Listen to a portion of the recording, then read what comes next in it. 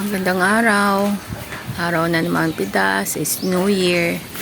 Bagong taon, bagong pag-asa. Kaya marami kaming napitas na ampalaya. Papel ka na. Ha?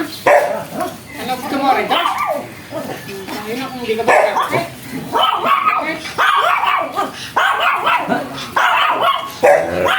Bakit? Ayaw doon yun. Tatlo yun. Tatlo yun. May puto eh.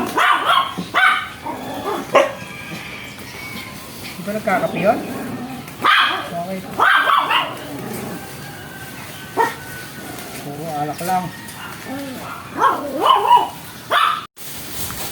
Yan, ang ampalaya.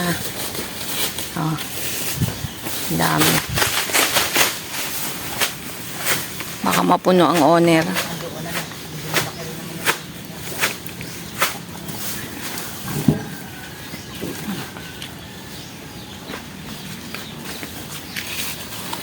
Ayan pa. Meron pang hindi na ikakarga.